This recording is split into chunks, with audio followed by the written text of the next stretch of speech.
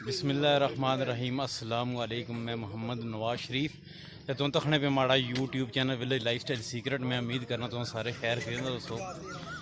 हर साल की तरह इस साल भी जी टिक्का पार्टी प्रोग्राम बड़ी ईद ना प्रोग्राम जोड़ा अस सारे रली मिली गोश्त वगैरह कट्ठा करने वो जनाब अस करने पे अज सारे कज़न दोस्त यार कट्ठे हुए हैं जी।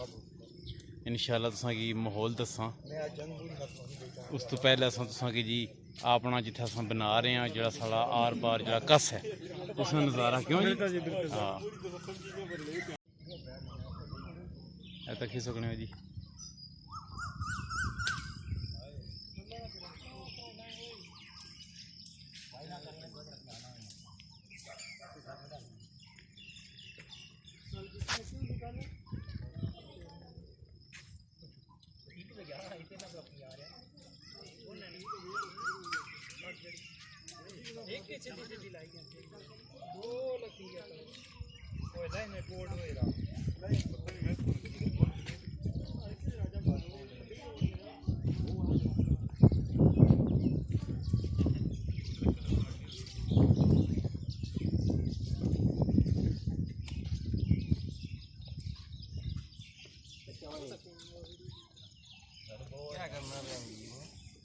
पोले पखाने पे जी ए तक ही सकने हो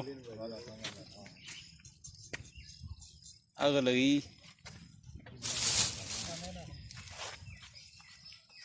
चलो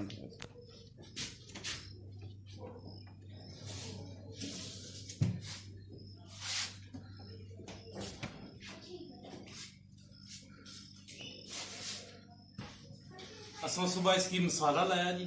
जितना भी मसाला है टिक्के मसाले वाला जो भी है वो सारा असं इसकी लाया।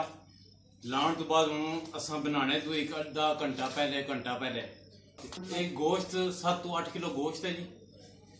एक कप दही जो चाह पीने कप वो एक दही होएगी। अद्धा कप तेल वो जनाब ने मिक्स किया। हूँ मिक्स करने तो बाद हूँ अस थोड़ी देर नरम हो गया सी। असा इसकी हूँ खड़सा पर तो फिर छत्ते पर अस सारे प्रोग्राम करने पे माशाल्लाह बहुत सोहनी हवा भी चलनी पी जी। ते अस हूँ इसके उपर खड़सा।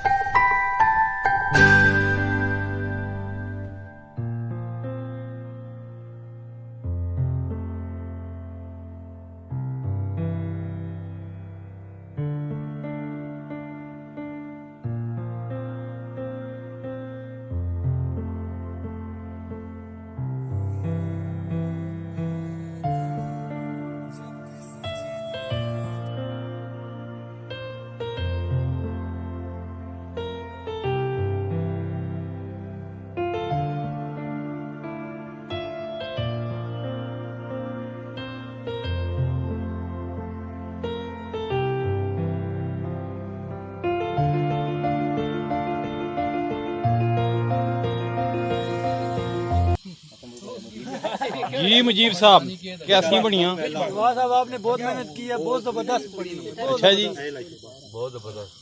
अच्छा रखो ਇਹ ਤਾਂ ਫਿਰ ਉਹ ਤੇ ਖਾਈ ਖਾਈ ਕਿਸ ਤਰ੍ਹਾਂ ਸੱਟਣੇ ਜਿਹੜੇ ਖਾਈ ਰਹੇ ਹੋ ਇਧਰ ਲਾਉਣੇ ਫਰਾਰ ਪੂਰਾ ਤਰ੍ਹਾਂ ਖਾਦੀ ਕੋਈ ਨਹੀਂ ਇੱਥੇ ਫਾਈਟ ਹੋਏਗੀ ਜੀ। ਤੁਸੀਂ ਨਹੀਂ ਮਿਹਨਤ ਦਾ ਰੰਗ ਲਾਈਏ। ਗੋਸ਼ ਖਤਮ ਹੋ ਗਿਆ, ਆਵਾਮ ਜਿਹੜੀ ਹੈ ਨਾ ਦਗੜਮ ਬਗੜਮ ਹੋਏਗੀ, ਆਖਰੀ ਪੂਰ ਰਹੀ ਗਿਆ। ਆਖਰੀ ਪੂਰੇ कुछ लोग नाराज हो गए। लोग छप मारने में बैठे हाँ कपड़ा हाथ ही रखे नवाज ही छप मारती है। नवाजदार साहब जरा ये आखिरी पूर रह गया जी। कच्चियां ना लाई कि ना बाकी खैर है।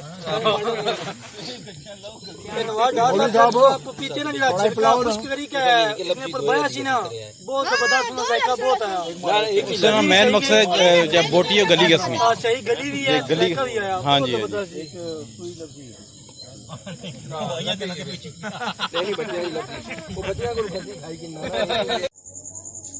स्टीम तैयार होया जी। ਇਹ ਜਸ ਤਿਆਰ ਹੋਇਆ ਸਟੀਮ। ਇਹ ਜਨਾਬ ਦਹੀਂ ਤੇ ਤੰਦੂਰੀ ਮਸਾਲੇ ਨਾਲ। इसने कोई प्याज टमाटर कुछ नहीं पिया, खाली सिर्फ और स्टीम ਵਿੱਚ ਤਿਆਰ।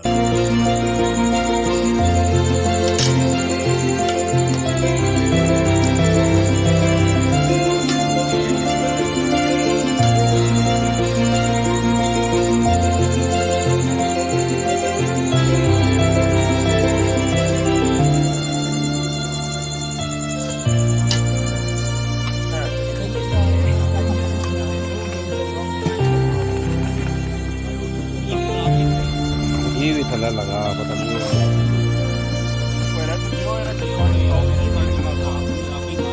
तक ठीक नहीं है यार।